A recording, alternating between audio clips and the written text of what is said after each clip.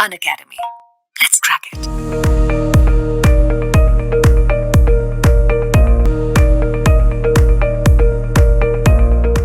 Learners, आज मेरे साथ है सौभाग्य, जिन्होंने आईआईटी जैम 2021 मैथमेटिक्स में बहुत बढ़िया स्कोर ऑब्टेन किया है।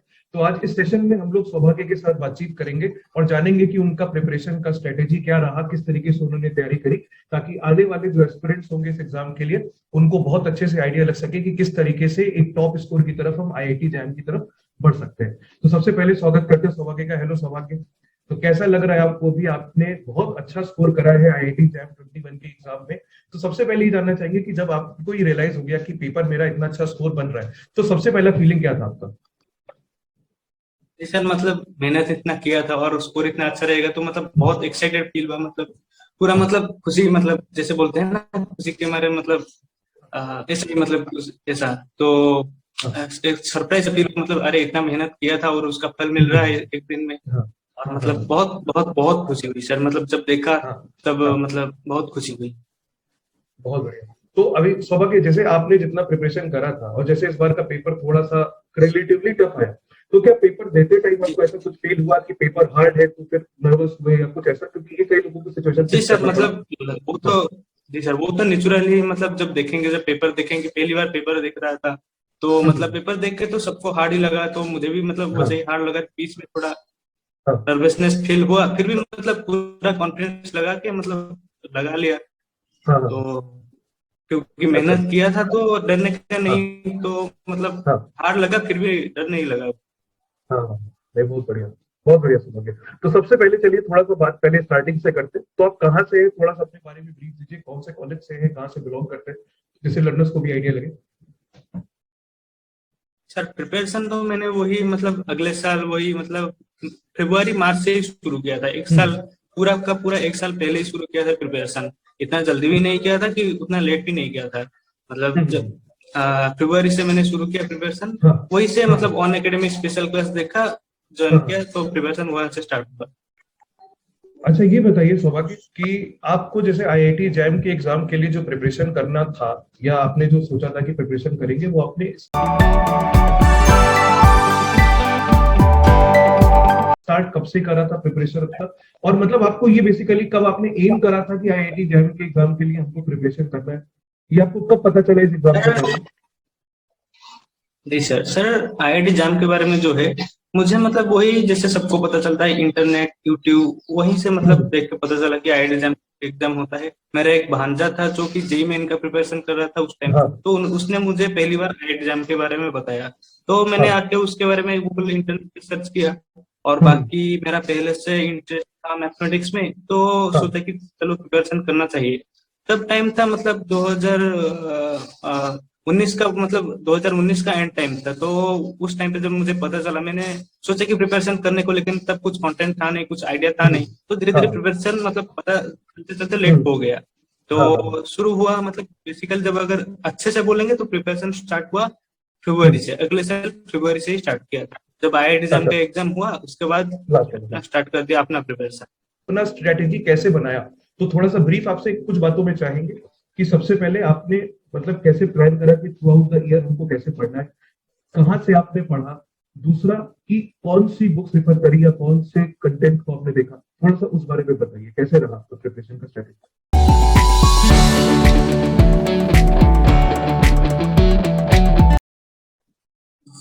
जैसे कि आपने मतलब बोला कि कहाँ से शुरू किया, तो पहली बार जब मैंने आपकी वीडियो देखा था, स्पेशल क्लासेस में एक वीडियो देखा था स्ट्रेटेजी का, तो आपने वहां बोला था कि रियल एनालिसिस पहले स्टार्ट करना चाहिए क्योंकि वो थोड़ा टाइम टेकिंग है।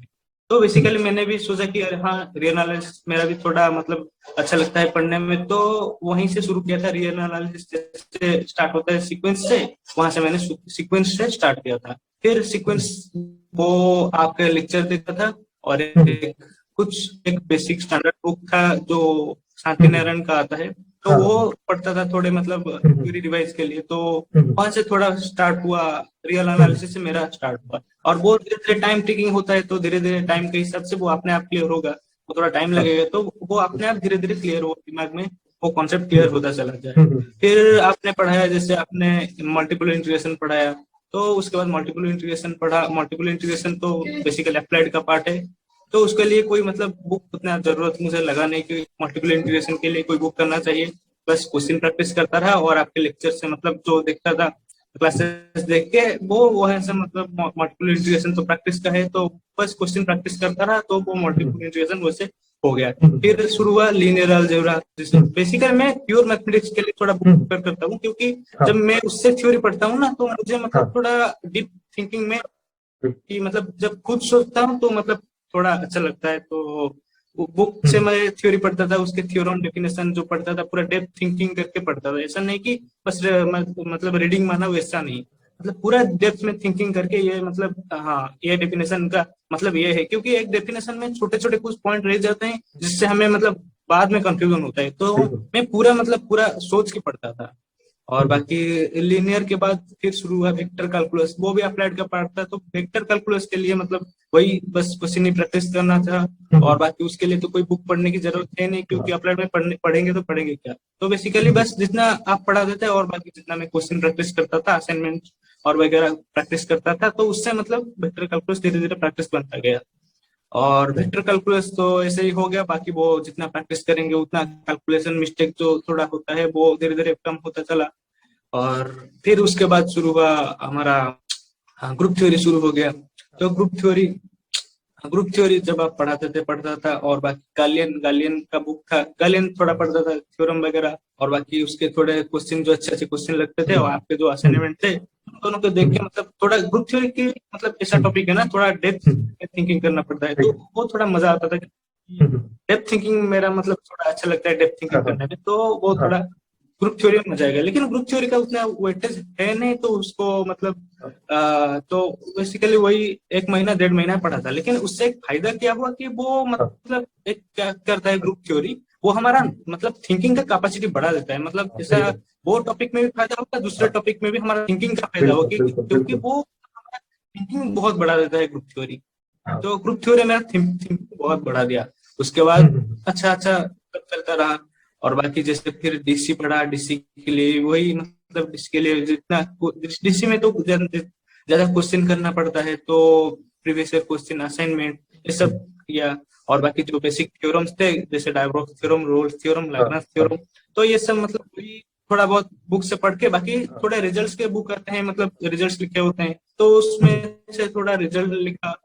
बाकी जो कुछ मतलब अच्छे अच्छे रिजल्ट्स, कुछ नए रिजल्ट्स होते हैं जैसे लीनियर अलजेब्रा हो गया, और इनमें बहुत रिजल्ट्स होते हैं लेकिन नहीं हमें। तो उसके लिए मैं क्या करता था कि विकिपीडिया हो गया, गूगल हो गया, इन सब में थोड़ा सर्च करता था कि ये ऐसा रिजल्ट है कि नहीं, वैसा रिजल्ट है कि नहीं, क्योंकि वहां से मतलब बहुत रिजल्ट पता चलता था, नए नए रिजल्ट जितना बुक में उतना नहीं मिलेगा उस टॉपिक में। तो इंटरनेट से भी बहुत फायदा मिला। और बाकी ओडी ओडी तो मतलब बेसिकली बहुत थोड़ा इजी टॉपिक है, लेकिन इस बार तो उन्होंने टॉप बना दिया आईआईसी वालों ने। लेकिन ओडी ठीक है, बहुत ऐसे अच्छा। मतलब तो मतलब इतना कंटेंट आपने पढ़ लिया, ये भी पढ़ने के लिए टाइम तो देना ही पड़ता है ऑब्वियसली। तो अब जैसे क्या होता है ना, बहुत ये आपने बहुत कंक्रीट और बहुत सही आंसर दिया, क्योंकि कई बार अब जब बच्चे रेफर करेंगे, जब ये वीडियो लर्नर्स देखेंगे तो उनको एक आइडिया लगेगा कि कहाँ से किस तरीके से रेफर करना है। दूसरा जो क्वेश्चन मतलब बच्चे जनरली पूछते हैं या उनके दिमाग में रहता है कि बीएससी के एक अपना कॉलेज भी रहता है कई लोगों का, कुछ लोगों को उतना टाइम नहीं देना पड़ता, कुछ लोगों को ज्यादा टाइम इन्वेस्ट करना पड़ता है। तो उसके साथ जैसे आईआईटी जैम का प्रिपरेशन करने में जो बैलेंस बनाने की प्रॉब्लम होती है, कहीं आपको वो फेस करनी पड़ी, या किस तरीके से मैनेज करा अपने बीएससी का टाइम? देखिए सर, बीएससी का मतलब मेरा जो कोर्स सिस्टम है वो सेमेस्टर वाइज है। कुछ लोगों का ईयर वाइज होता है, मेरा 6 महीने का होता है। तो 6 महीने में मतलब जितना पेपर होता है उसमें मुझे लगता है कि मतलब 6 महीने जितना टाइम मिलता है, अगर एक दिन में उसके लिए 2 घंटा 1.5 घंटा देंगे बीएससी के लिए तो बहुत इनफ है। तो उसको मतलब एक पर्टिकुलर वो बोलते हैं ना, एक पर्टिकुलर टाइम टेबल चाहिए, टाइम मैनेजमेंट के लिए एक पर्टिकुलर टाइम टेबल चाहिए। तो बेसिकली अगर हम टाइम टेबल बना ले जिसमें मतलब बीएससी के लिए जितना हमें टाइम देना है वो फिक्स कर ले, और बाकी मतलब जो हमारे एग्जाम के लिए, हमारे एग्जाम के लिए जो टाइम देना है वो फिक्स, मतलब एक टाइम मैनेजमेंट के लिए प्रॉपर टाइम टेबल होना चाहिए। तो बेसिकली टाइम टेबल बना करके मैं मतलब किया था। तो टाइम मैनेजमेंट पहले पहले वो थोड़ा डिफिकल्ट होता है, मतलब जब हम नया टाइम टेबल बनाएंगे तो उसका हैबिट नहीं बनेगा, तो धीरे धीरे 1 महीना 1.5 महीना लगेगा, बाकी वो हो जाएगा। बाकी जब अगर हमारा मतलब उतना क्या बोलते हैं इंटरेस्ट है मैथ में और आईआईटी में, उतना इंटरेस्ट है, तो अगर टाइम मिल भी नहीं रहा है तो भी टाइम निकल जाएगा। अगर दिल से इंटरेस्ट है तो टाइम निकल जाएगा, अपने आप टाइम निकलेगा, मेरा तो यही मानना है। बिल्कुल। ओके समझ गए। तो एक क्वेश्चन और है मेरे पास कि कभी क्या होता है कि जब किसी एग्जाम की प्रिपरेशन कर रहे हैं, जैसे आईआईटी जैम एक बहुत बड़ा एग्जाम होता जा रहा है डे बाई डे, क्योंकि इसमें नंबर ऑफ एप्लीकेंट्स भी बढ़ रहे हैं, और जैसे अपन एकेडमी पे पढ़ते हैं तो आपने देखा होगा कि आपको मतलब लगभग लगभग पूरी कंट्री से बच्चे वहां पे आते हैं, अच्छे अच्छे जो प्रिपरेशन कर रहे होते हैं। तो आई थिंक एक बहुत बड़ा एडवांटेज इस सेंस में मिलता है कि एक पूल बहुत बढ़िया मिलता है कंपटीशन के लिए, जहाँ पे आपको हर जगह से बच्चे दिख रहे हैं कि वो कैसे कैसे प्रिपरेशन कर रहे हैं। तो क्या होता है कई बार कि स्टूडेंट्स बाकी बच्चों को देख करके थोड़ा सा इंटिमिडेट हो जाते हैं या परेशान हो जाते हैं कि दूसरे बच्चे रिलेटिवली बहुत अच्छा परफॉर्म कर रहे हैं, हम उनके बराबर नहीं आ रहे। तो इस वजह से कभी कभी थोड़ा सा बच्चे परेशान होते हैं या स्ट्रेस ले लेते हैं।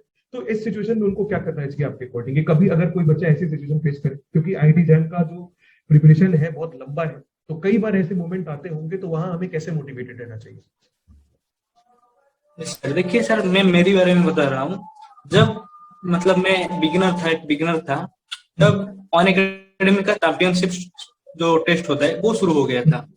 तो उसमें मेरे जो मार्क्स आते थे 20, 25, 30 इसके पास आसपास आते थे, और बाकी जो अच्छे बच्चे उस टाइम पे थे उनके लगभग 60, 70 मतलब बहुत ज्यादा होते थे, और मेरा तो बहुत कम था। उस टाइम पे मेरा बहुत कम आता था जब मैं बिगिनर था। मतलब एक एग्जाम अभी 8 महीने 7 महीने बाकी था, तो उस टाइम पे थोड़ा मतलब फील होता था कंपटीशन इतना बड़ा है, अभी मैं क्या करूं, ऐसा फील होना भी नॉर्मल भी है।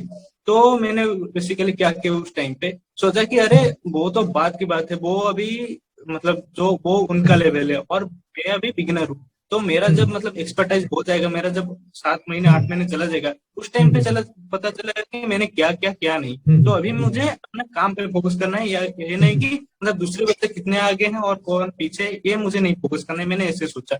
और बाकी अगर मेहनत करेंगे, फल मिले या ना मिले, लेकिन हमारा मेहनत तो हमारा साथ रहेगा ना, वो तो नहीं साथ छोड़ेगा। और बाकी एग्जाम का रिजल्ट जो भी होगा वो बाद में देखा जाएगा, लेकिन इसके मतलब प्रिपरेशन से मुझे जो नॉलेज मिलेगा वो मुझे मेरे साथ हमेशा रहेगा। और बाकी मान लो कि ये साल नहीं हुआ, मान लो कि 2021 में नहीं कर पाए, तो 2022 में फिर से ट्राई करेंगे, कौन सी बड़ी बात है। तो मैंने इससे मतलब खुद को मोटिवेट किया बेसिकली, मतलब उतना डरा नहीं, उतना कॉन्फिडेंस भी लूज नहीं किया। बेसिकल कॉन्फिडेंस लूज होना भी नॉर्मल होता है, लेकिन ऐसा सोचना चाहिए कि मतलब अभी मेहनत करना है, अभी समय है, तो मेहनत मतलब जम के करेंगे। तो इससे मतलब थोड़ा खुद को मोटिवेट करके आगे बढ़ता रहा, और बाकी मेहनत करता रहा। जितना बच्चे आगे जाते हैं, मैं क्या करता हूँ कि दूसरों को देख कर डरता नहीं हूँ, मैं दूसरों को देख के इंस्पायर होता हूँ कि मतलब वो कर रहे हैं तो मैं भी करूंगा, क्यों नहीं करूंगा। अगर उनका 5 घंटे लग रहा है तो मेरा जितना टाइम लगेगा, मेरा 6-7 घंटे लगेगा, जितना भी टाइम क्यों ना लगे, मैं मतलब उतना कोशिश करूंगा तो करूंगा। ऐसे मतलब खुद को मोटिवेट करता था। बहुत बढ़िया बात आपने कही कि अपनी बेसिकली हमारा कंपटीशन हमारे साथ ही है, चाहे हम बाहर के जितना भी सिनेरियो देख लें कि भाई बच्चे अच्छा अच्छा कर रहे हैं, हम नहीं कर पा रहे, तो अल्टीमेटली हमें जब अपना कंटेंट बढ़ाएंगे, हमें तो अपना सीट लेना है। तो मेरे हिसाब से भाई मोटिवेशन तो सही सौभाग्य जो कह रहे हैं कि हमको अपने पर ध्यान देना चाहिए, बाकी बच्चे क्या कर रहे हैं, बाकी कंपटीशन के बारे में हम सोचेंगे तो सिर्फ परेशान होंगे। हमको बेसिकली अपने कंटेंट पर इंप्रूवमेंट करना है, जितना अच्छा हम करेंगे उतना आगे जाएंगे। अच्छा, बहुत अच्छा सौभाग्य।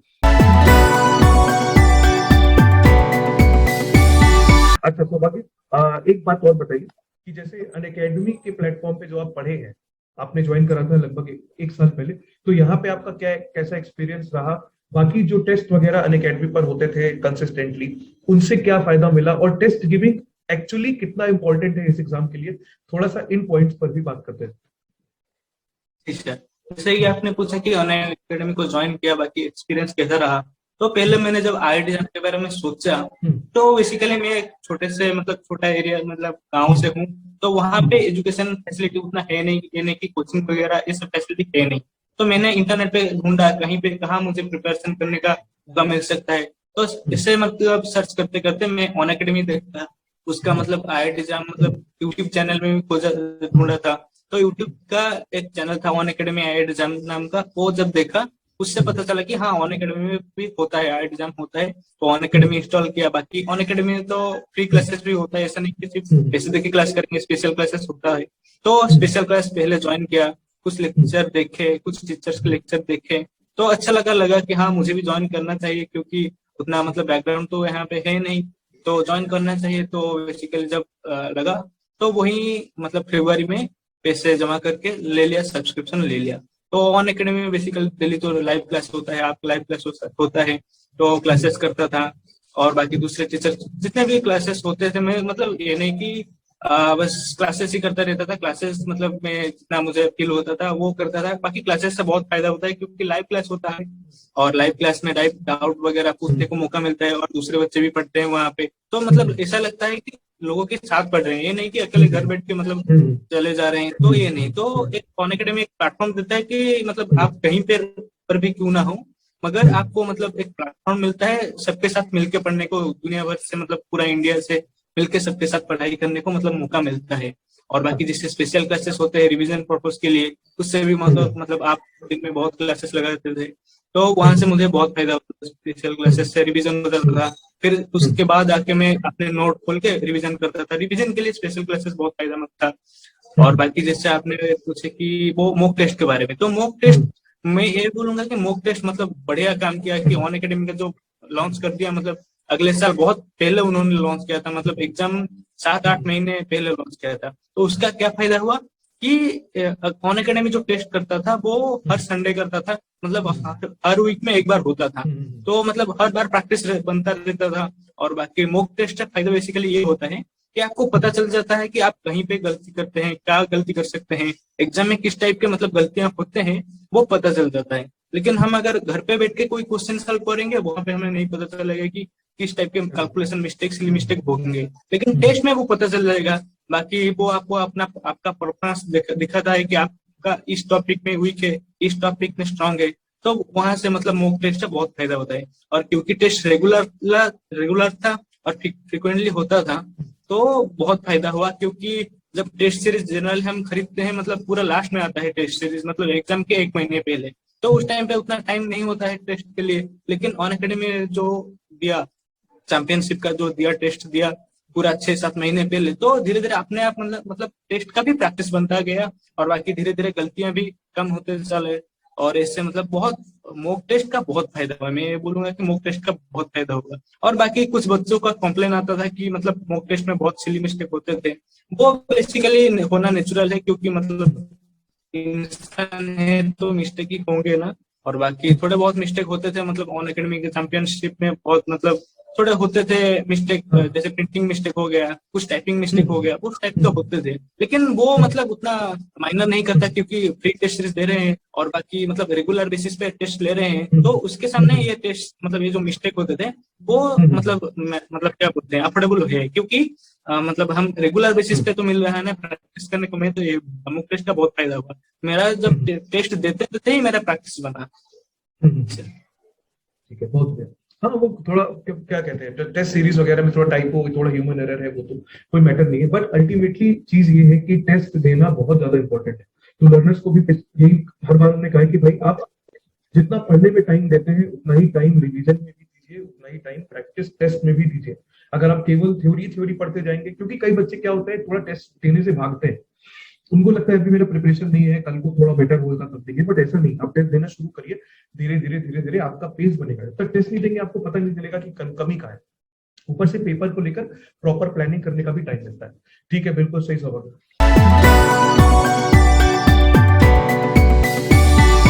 अच्छा, अब ये बताइए सौभाग्य कि अभी आगे आप क्या करना चाहते हैं, आपका लॉन्ग टर्म प्लान क्या है? आगे आप क्या, जैसे कौन से कॉलेज प्रेफर करेंगे, क्या करना चाहते हैं? हाँ सर मेरा तो मतलब जब बीएससी मैंने एडमिशन लिया, जब बीएससी में मैथ ऑनर्स लेकर लिया, तो मेरा वहीं से ही मैथमेटिक्स में इंटरेस्ट हो गया था। तो वहीं से ही मतलब अभी तो मेरा मतलब मैथ में ही कैरियर बनाना है।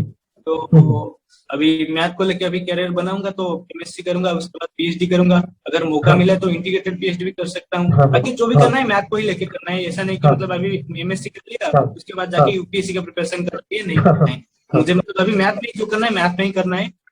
कॉलेज अभी मेरा आईएससी बैंगलोर का जैसे इंटरव्यू होगा, उसके लिए अभी थोड़ा प्रिपरेशन करना पड़ेगा। और अगर उसमें सिलेक्शन हो गया तो उसमें जाऊंगा, वरना जो टॉप आईआईटीज हैं, आईआईटी बॉम्बे, आईआईटी मद्रास, इसमें भी जाऊंगा। तो वही टॉप इंस्टीट्यूट में ही टारगेट है। बहुत बढ़िया।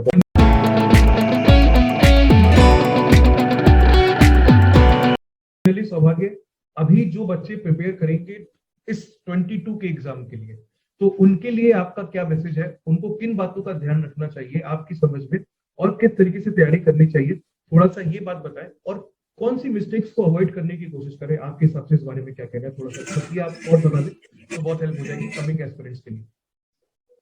जी सर। सर जैसे कि अगर पूछें कि मैं अभी बिगिनर को क्या मतलब एडवाइस दूंगा, तो मैं पहली बात ये बताऊंगा कि जब आप पढ़ रहे हो, अभी आप एग्जाम के प्रिपरेशन कर रहे हो, तो मतलब पूरा डेडिकेटेड होके मतलब प्रिपरेशन स्टार्ट कर दे, अभी से डेडिकेटेड होते हैं। ये नहीं कि अभी दिमाग में ये ख्याल है कि अभी 10 महीना 11 महीने है तो अभी आराम से, ये नहीं करना है, तो अभी सीरियसली पूरा स्टार्ट करना है। और बाकी जैसे बच्चे पढ़ते हैं तो बच्चे एक गलती क्या करते हैं, मतलब जब पढ़ लिया, क्वेश्चन लगा रहे हैं, अगर क्वेश्चन बने नहीं, तो वो क्या करते हैं, फटक से जाके किसी से पूछ लेते हैं या फिर किसी ग्रुप में पोस्ट कर देते हैं। मतलब खुद से वो क्वेश्चन नहीं लगाते हैं, जो क्वेश्चन वो लगाना चाहते हैं अगर नहीं बने तो वो खुद से नहीं ट्राई करते हैं। तो मैं पहली बात ये बोलूंगा कि क्वेश्चन जब लगा रहे हैं तो पूरा मतलब अपना बेस्ट देकर लगाना चाहिए। ये नहीं कि मतलब एक बार देखा, क्वेश्चन पढ़ा, समझा नहीं, ये या फिर क्वेश्चन समझ में आ गया लेकिन सॉल्यूशन कैसे निकालना है वो पता नहीं है, तो बच्चे क्या करते हैं, जाके पूछ लेते हैं, ग्रुप में पोस्ट कर देते हैं, किसी मतलब क्लासेस में पूछ लेता हूँ। तो ये एक बहुत बड़ी गलती है, क्योंकि अगर आप अभी से मतलब एक क्वेश्चन करने में दूसरे पे डिपेंड हो रहे हो तो आपका खुद का मतलब थिंकिंग जो है वो इम्प्रूव नहीं होगा। तो बेसिकली वो गलती मैं बिल्कुल नहीं करता था। जब मैं क्वेश्चन लगाता था, पहले 2-3 मिनट अगर क्वेश्चन को समझने में आ रहे हैं, 2-3 मिनट लग रहे हैं, तो कोई बड़ी बात नहीं है, क्योंकि अभी समय है, अभी टाइम देके पढ़ना है। तो 2-3 मिनट अगर क्वेश्चन को समझने में चला गया, फिर उसके अगर उसको बारे में सोचना पड़ेगा फिजिकली, मतलब ये नहीं कि तो आपको डायरेक्ट पूछ लेगा कि ये बोल दो या फिर वो ग्रेडियंट बोल दो, ये तो नहीं पूछेगा। मतलब जैसे अपलेट में तो डायरेक्ट पूछ लेता है, लेकिन प्योर में डायरेक्ट तो नहीं पूछेगा। तो उसके बारे में थोड़ा सोचना पड़ेगा, क्या करना है क्या नहीं करना है। तो उसके लिए सोचने में जितना टाइम लगे, मान ले कि अगर 5 मिनट 10 मिनट लग रहे हैं तो मैं 5-10 मिनट दे देता था। ये नहीं कि मतलब ये सोचू कि अरे 5 मिनट इसको दे दूंगा तो मतलब टाइम खराब हो जाएगा, ये नहीं सोचा था कभी। जितना टाइम लगेगा, मान लो एक पहली बार एक क्वेश्चन देखा, उसके लिए 5-10 मिनट टाइम लगा, 15 मिनट समय लगा, तो वो पहली बार लगेगा ना। अगर दूसरी बार वो उसी थ्योरी का अगर क्वेश्चन देखे तो वो टाइम नहीं लगेगा दूसरी बार। तो पहली बार अगर एक कॉन्सेप्ट का क्वेश्चन आया है तो वो टाइम लगेगा, बिल्कुल टाइम लगेगा, लेकिन दूसरी बार टाइम नहीं लगेगा। तो पहली बार पूरा टाइम देके करना चाहिए। पहली बार तो ये कि क्वेश्चन बिल्कुल खुद लगाना चाहिए। और बाकी जब मैं क्वेश्चन करता था, मैं ये कॉन्फिडेंस अपने दिमाग में सेट करता था कि ये क्वेश्चन मैं कर लूंगा। मतलब एक दिमाग में, बाद में कर पाऊं या ना कर पाऊं वो अलग बात है, बहुत लेकिन बढ़िया। पहली बार ये सोच आता था कि ये क्वेश्चन मैं कर लूंगा। तो पहली बेसिकली बार वहां तो से कॉन्फिडेंस आता था। जी सर। तो फुल कॉन्फिडेंस के साथ मैं उसको मतलब अप्रोच करता था उस क्वेश्चन को। अगर क्वेश्चन सोचा, 5-10 मिनट लगा लिया और क्वेश्चन बन गया तो बहुत खुशी होती थी कि मतलब नहीं बन रहा था, बन गया तो खुशी होती थी। अगर 5-10 मिनट लग गया, 15 मिनट लग गया, नहीं बना, तो मैं क्या करता था कि उस क्वेश्चन को एक मतलब साइड में रख देता, कि एक कॉपी में लिख लेता था कि ये क्वेश्चन डाउट है, इसके बारे में दोबारा कभी मतलब फ्री टाइम में सोचना है, दोबारा सोचना है। तो मतलब एक साइड में रख के फिर दूसरे क्वेश्चन को अप्रोच करता था। फिर जब एक टाइम मिले, मतलब एक दिन में एक पर्टिकुलर टाइम सेट कर देता था, इस उस टाइम पे मुझे क्या करना है कि उस टाइम पे मुझे बेसिकली मतलब सोचना है, क्वेश्चन के बारे में सोचना है, मतलब कुछ डेप्थ थिंकिंग करना है। थिंकिंग के लिए एक पर्टिकुलर टाइम था, तो उसमें उस क्वेश्चन को उठा के सोचता था कि ये क्वेश्चन को कैसे कर सकता हूँ। अगर तब भी ना बने तो गूगल पे सर्च किया उसका थ्योरी, या फिर तब जाके उसको डिस्कशन करता था। बेसिकली ये बात थी, क्वेश्चन को जब हम करेंगे पूरा मतलब फुल, जब अपना अपना बेस्ट ना लगा के ना किया हो, तब तक किसी से नहीं पूछना है। बेसिकली मेरा अप्रोच ये था। और बाकी थ्योरी के लिए ये बोलना चाहूंगा, थ्योरी जब बच्चे पढ़ते हैं, मतलब डेफिनेशन पढ़ लिए तो उससे उसलिए कि हाँ मुझे ये कॉन्सेप्ट आ गया, लेकिन उस डेफिनेशन को बारीकी में समझना जो होता है, मतलब थोड़ा मतलब उसके बारे में सोचना होता है। प्योर मैथमेटिक्स में जो डेफिनेशन वगैरह जो थ्योरम होते हैं, उसको थोड़ा डेप्थ में मतलब सोच के हाँ ये होता है, उसको विजुअलाइजेशन बोलते हैं ना, वो विजुअलाइज करके मतलब वो पढ़ता था। तो बेसिकली मैं ये दोनों बातें बताऊंगा कि जब आप पढ़ रहे हैं, किसी थ्योरी को पढ़ रहे हैं, तो बिल्कुल मतलब आप जब आपकी थ्योरी स्ट्रांग होगी तब जाके आप क्वेश्चन लगा पाएंगे, वरना मतलब नहीं लगा पाएंगे। बच्चे क्या करते हैं, थोड़ी बहुत थ्योरी पढ़ के बस क्वेश्चन क्वेश्चन चलो,